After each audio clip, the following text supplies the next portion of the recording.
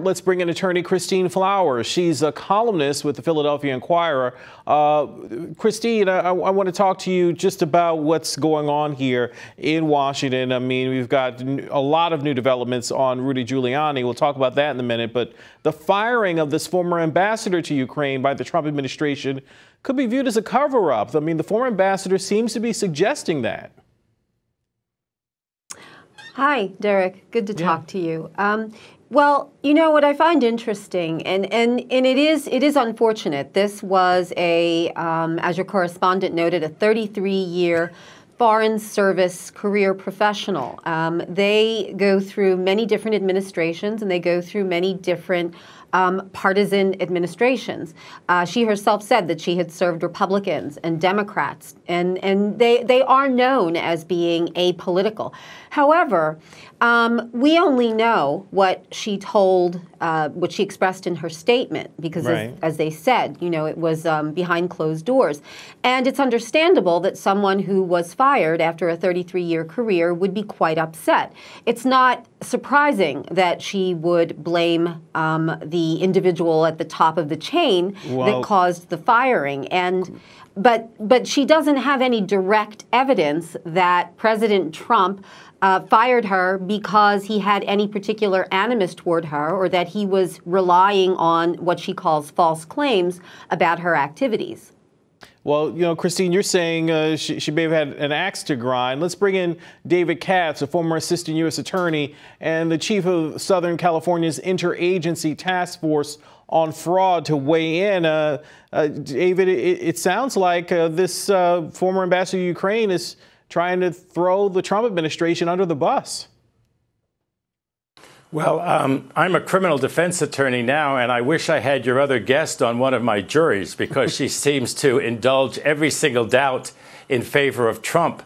But the reality is that Trump said bad things about this woman, this ambassador, during the famous fateful phone call, the one back on July 25th. He spoke ill of her even then.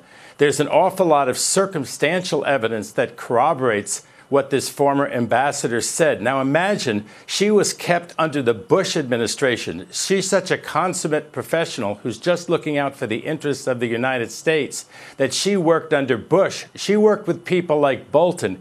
Everyone thought that she was excellent. And then she stayed on under Obama, and she stayed on under Trump. So it looks like her only crime was not doing a bad job, not having cause, but not playing footsie, not playing ball with Giuliani, who was running this shadow foreign policy. We didn't have this under President Reagan that I worked for. We haven't had this under the Democrats or the Republicans since. Trump did something wrong. He got caught red-handed. He should own up to it, and at the very least, he should apologize.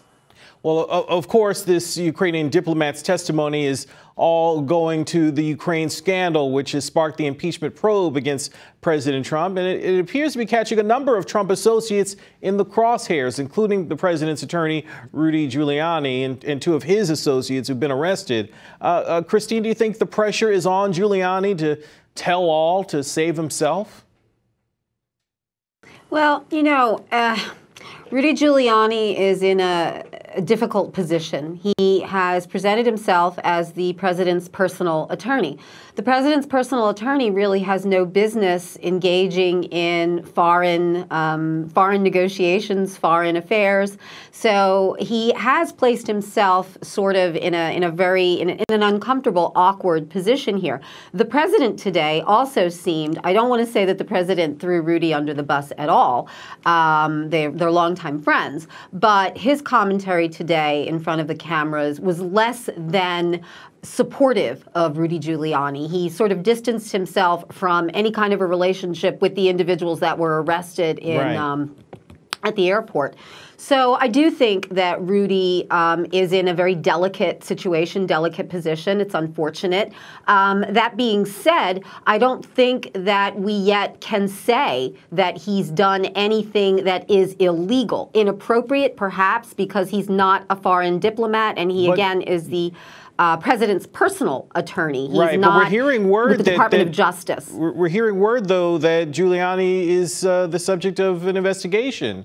and is being investigated for his role, whatever it is. I mean, what do you think, David Katz? Does Giuliani know more than we think?